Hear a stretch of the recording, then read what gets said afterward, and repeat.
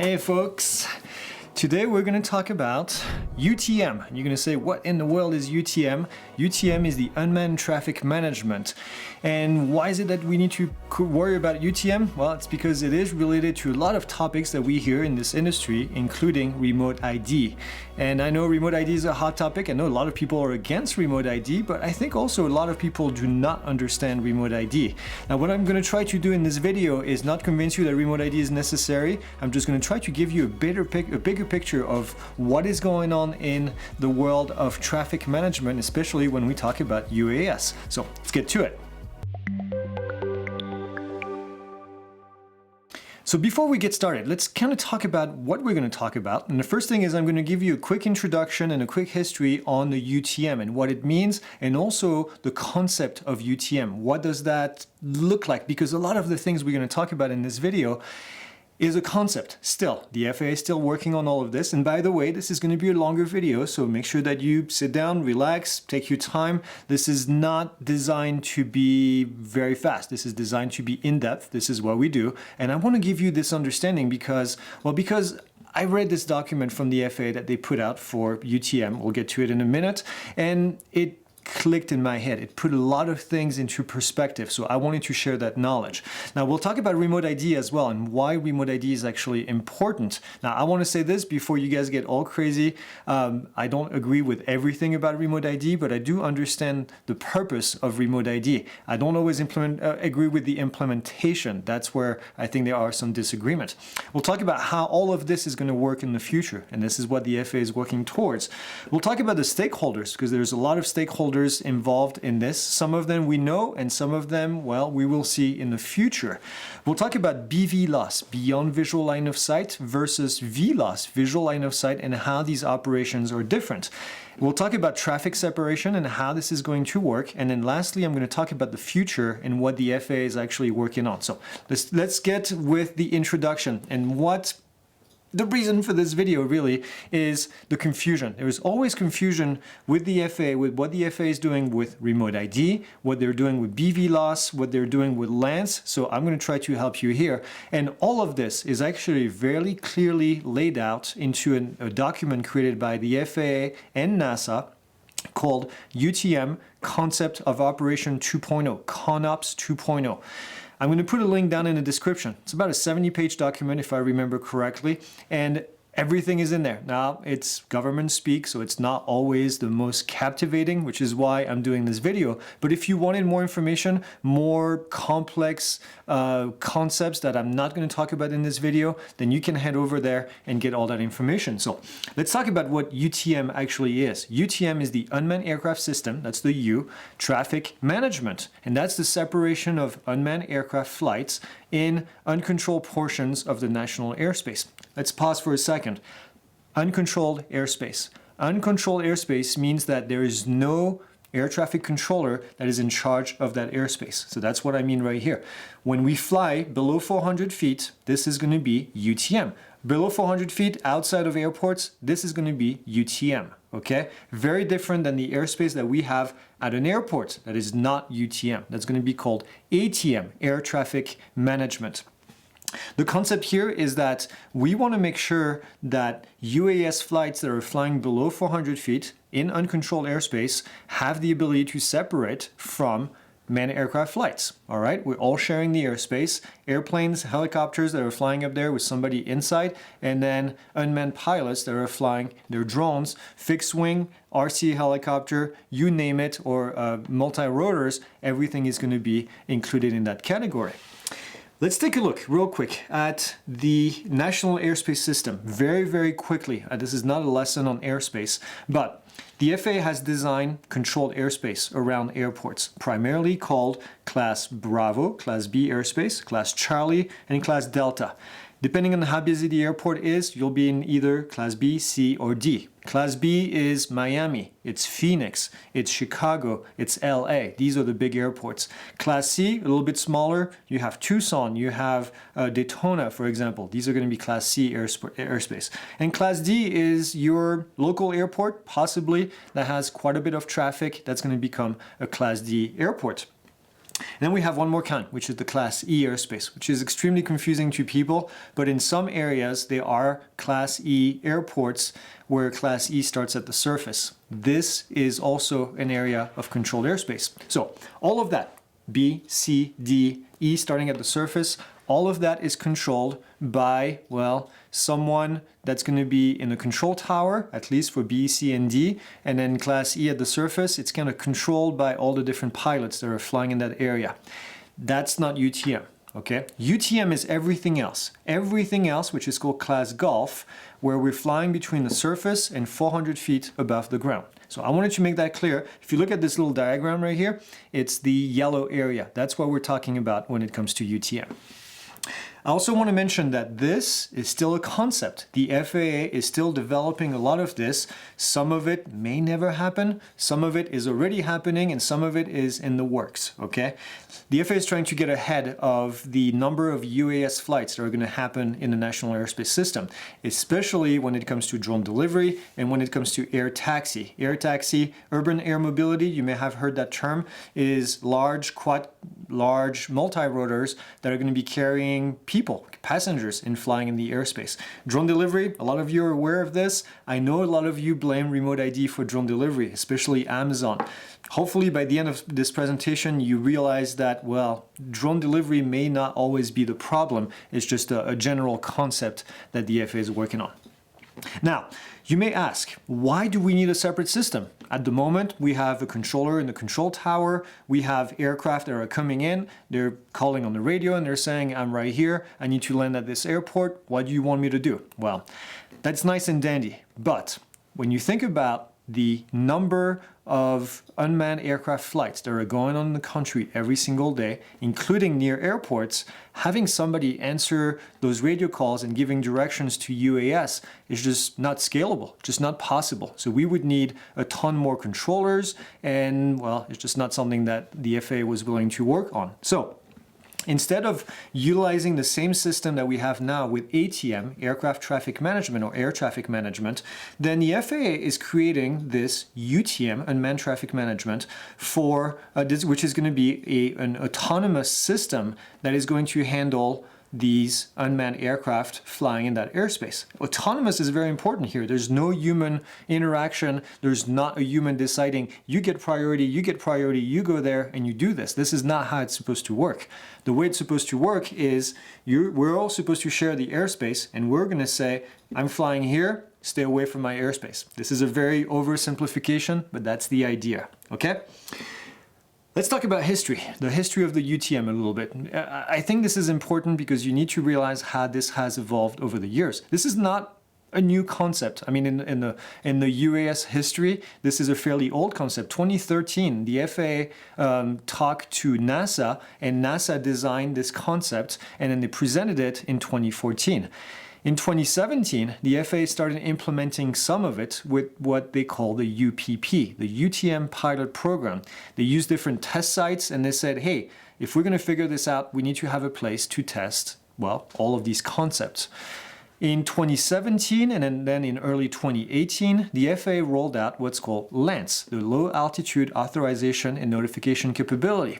If you've been flying for a while, you know about LAANC. LAANC is this amazing software that you have on your computer, on your cell phone, and you're going to be able to say, I want to fly in this airspace up to this altitude, and then you get immediate authorization.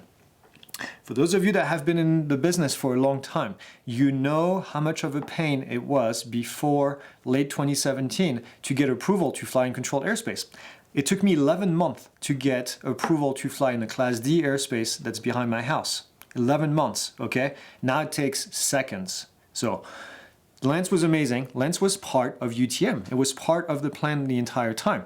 In late 2020, the FAA said, we're going to do remote ID, and that's going to become effective in September of 2023. This is another portion of the UTM.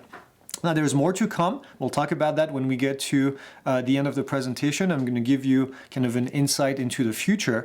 But I want to come back to remote ID because remote ID is a sore topic.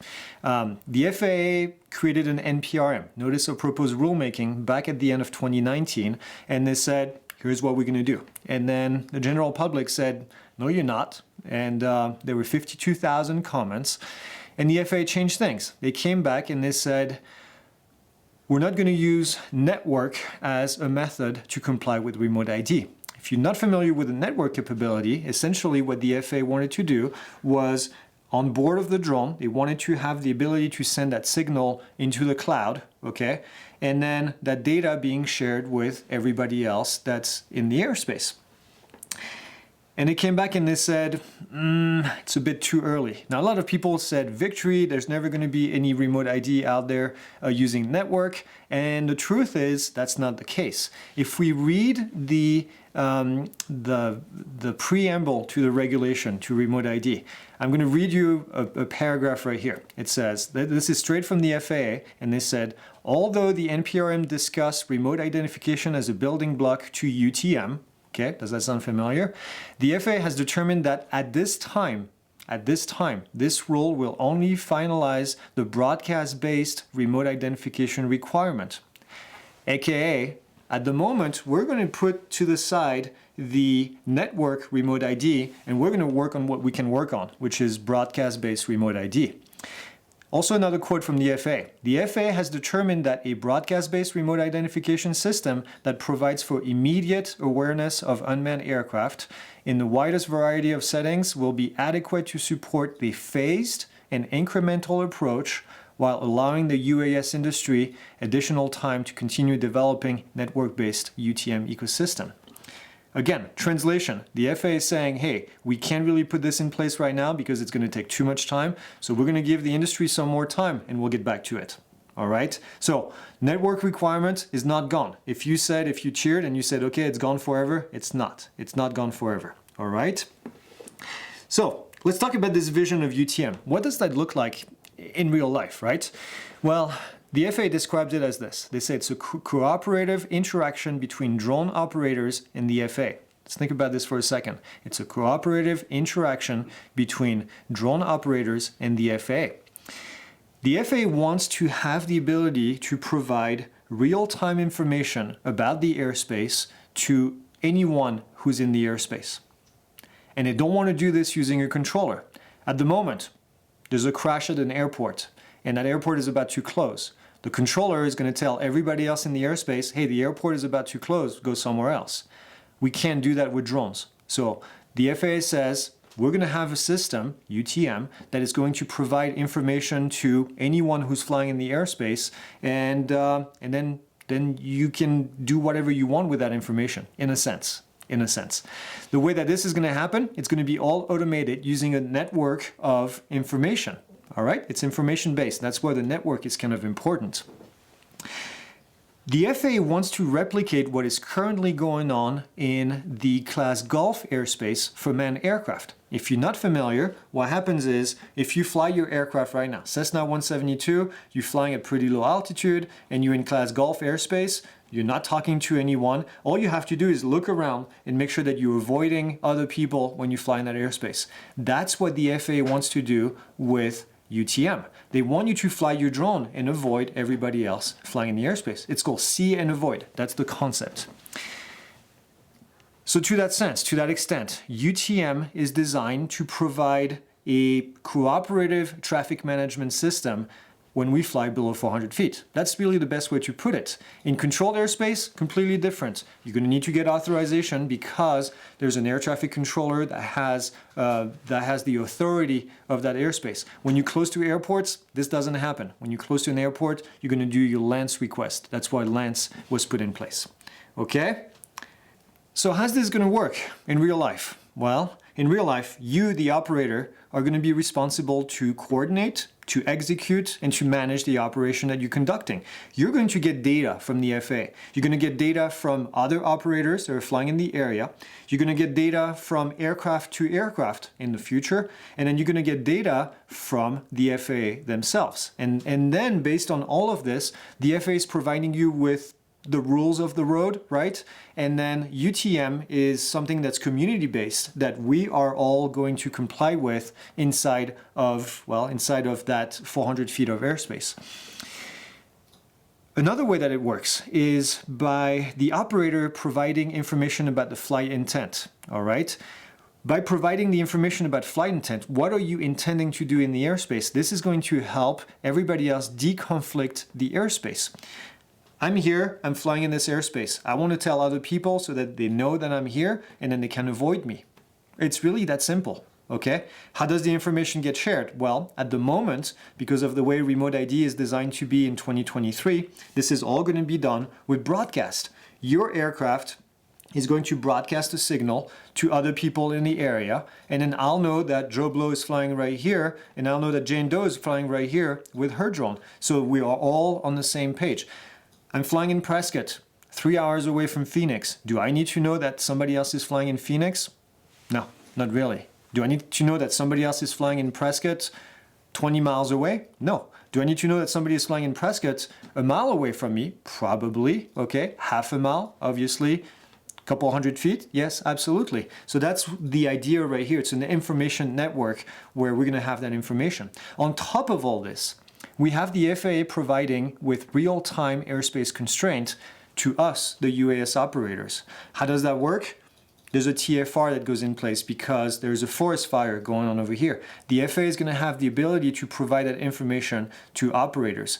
The downside, at the moment, they can't do it because there's no network. That's why the network is so important, so that we can all get access to that information.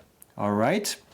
Now, let's take a look at the architecture. And this graph right here seems like it's a little bit complex, but I want to decode this graph for you. This is straight from that concept of operation document. And we're going to start on the bottom right corner, because on the bottom right corner, what we have is UAS operators. And there are 3 of them right here in this graph. And the way that they communicate is they can communicate between each other, or the aircraft in themselves can communicate between each other and send information. Again, remember, this is a concept. This is not something that we have currently at the moment. If we look on top of this, we have a key player here called the UAS service supplier. And this is something that was first slated when we talked about the NPRM for remote ID. The FAA introduced this concept of USS, UAS service supplier. This is a third-party provider. Let's say a loft could become a USS, a US service supplier. And this service supplier is going to collect the data, the information about the location of the UAS, and then share it with other people. Share it with other UAS operators, share it with the FAA, share it with public safety, and also share it with the public. As you know, remote ID has a component where that location of the pilot, and I don't agree with it, I'm going to say it again, but that information gets shared with the public. Well, in the network environment, this would be shared by the USS, by the US service supplier. What the US service supplier does as well is it would collect the data from the FAA on behalf of the FAA and share it with the UAS operators. Okay, so can you see kind of the big picture here? On the left side of the graph, we have something in orange. That's the Flight Information Management System. This is the data from the FAA. That orange portion right here, think about it as the FAA. They provide constraint, they provide requests for information, and then they ask this from the UAS service supplier. We also have public safety in here. Public safety is going to be flying their mission. From time to time, public safety needs to block a block of airspace. And as they do this, they need to send that information to the service supplier. The service supplier shares it with the operator. Okay, so think about the service supplier as the cloud where all the information is stored and then gets dispersed to everybody else. It's a community-based thing, right? Everybody gets access to that information. There's one more key player in here, which is the supplemental data service provider. That doesn't exist at the moment. Not something that I've heard a whole lot about, but they'll provide terrain data, weather information, and then other type of information that is in the plan. That's all I can really say without getting too complicated.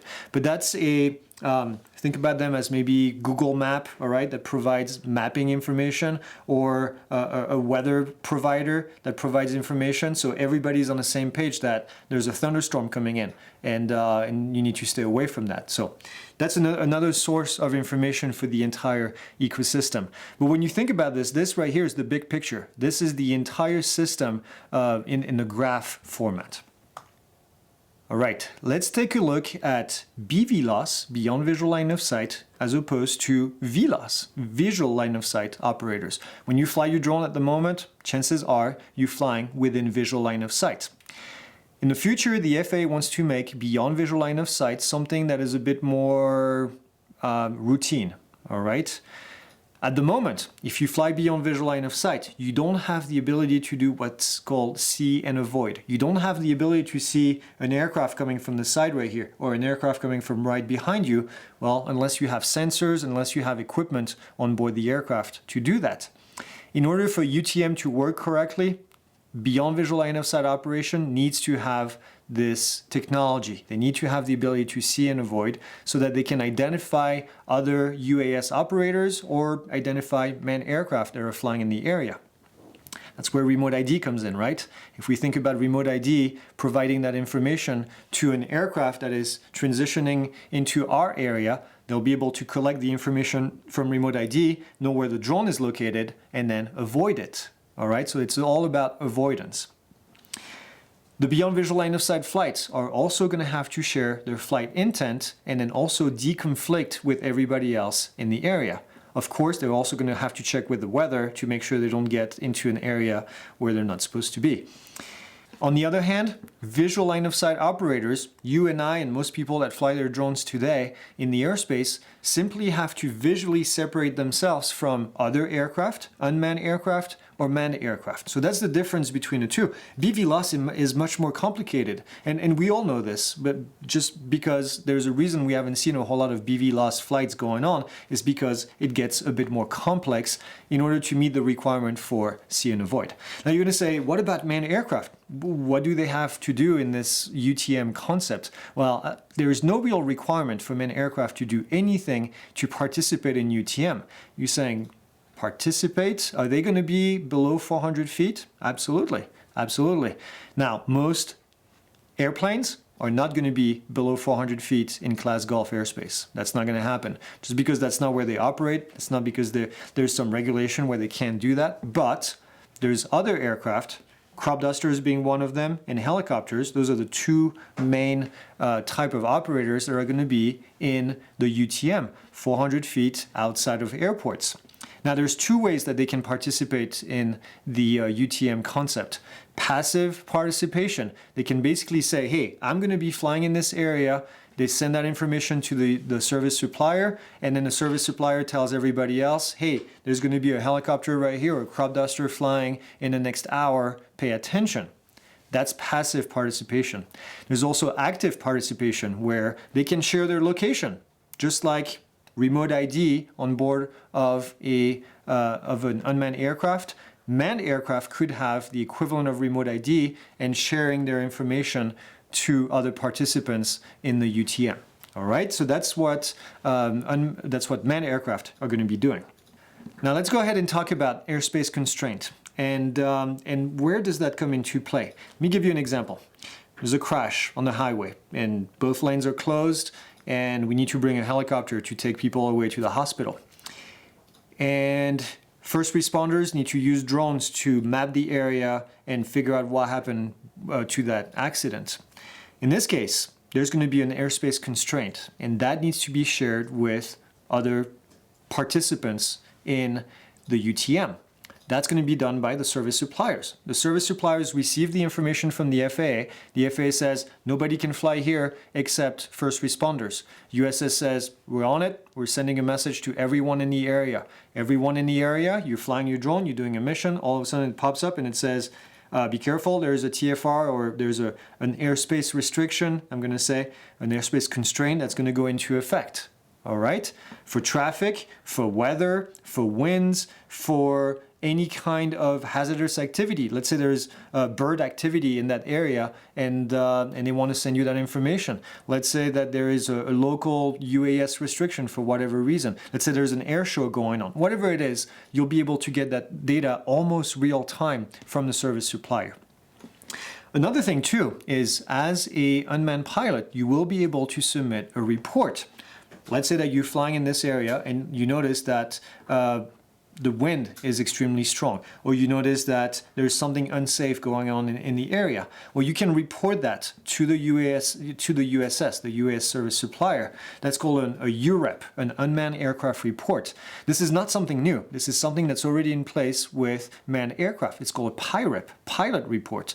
Pilots can report when there's a condition in place that is not reported anywhere else. And these are great reports. I've got some when I was flying an actual airplane where somebody said there is turbulence in this area that wasn't reported anywhere else, but they flew through it and they're telling other people, hey, there's turbulence going on over there. Don't go in there. So that's kind of a really important concept. Another very important concept is volume reservation. Volume reservation is kind of what we just talked about with there is a crash. There is an emergency response team. There's public safety working in a specific area. Instead of issuing a TFR is a temporary flight restriction, they would issue what's called a volume reservation, UAS volume reservation, UVR.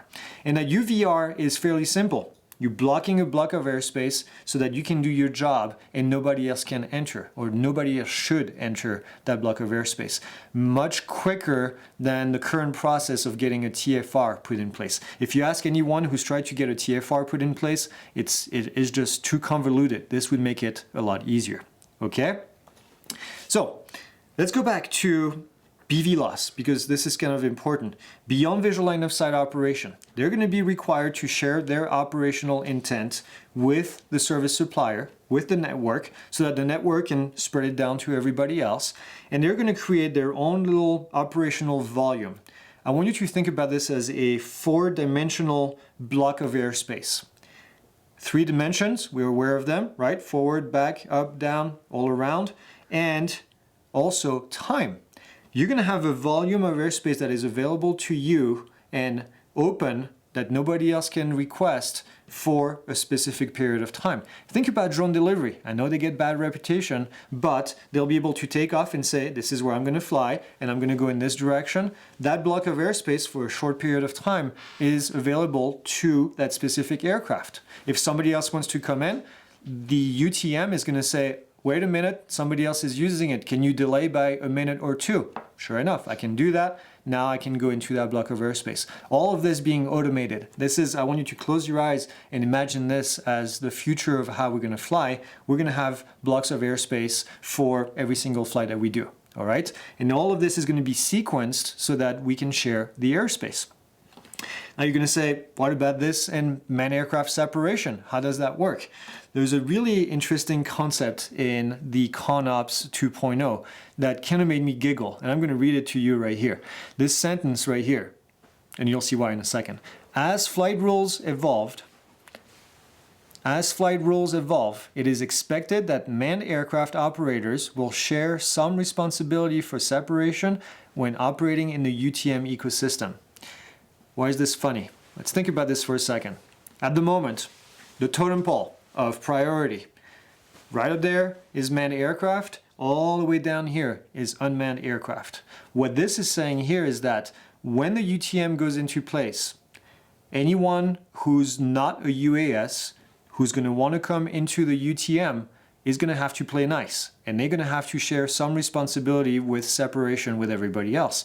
No more totem pole where the manned aircraft are way up there and the unmanned aircraft are way down here. Everybody's at the same level and everybody needs to communicate. The reason it makes me laugh is because I think this is going to be a hard pill to swallow for manned aircraft pilots. And I can say that because I'm one of them, okay? Now, not that this is going to be hard for me to swallow, but for some people I think it's going to be a different mentality. Okay, it's going to be a different mentality. So we're going to have to be able to figure out a way for manned aircraft and unmanned aircraft to share the airspace below 400 feet. That's really the bottom line.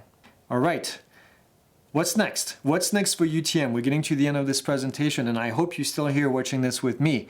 I know this was a lot of information, but think about the timeline here. LAANC, checked, done. The FAA did that a couple years ago. Remote ID, scheduled.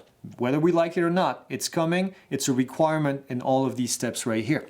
The next thing that the FAA is working on at the moment is called BVLOS, Beyond Visual Line of Sight. And they're studying this with the Beyond program. That's the name of the program they just came up with.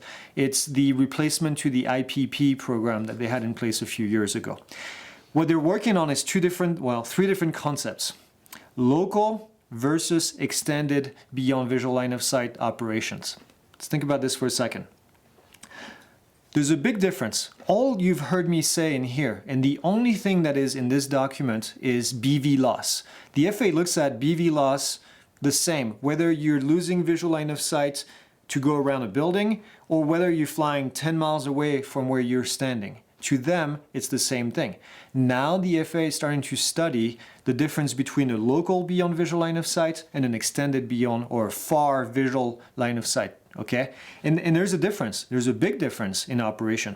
Me going around a building or around a tree and losing line of sight for a short period of time is a completely different set of operation than flying way several miles away and not being able to see the aircraft ever for 30, 40, whatever the duration of the flight is going to be. Okay, so that's the two concepts the FAA is working on. And then the third one is shielded operation. And this is also not something that is in the concept of operation 2.0.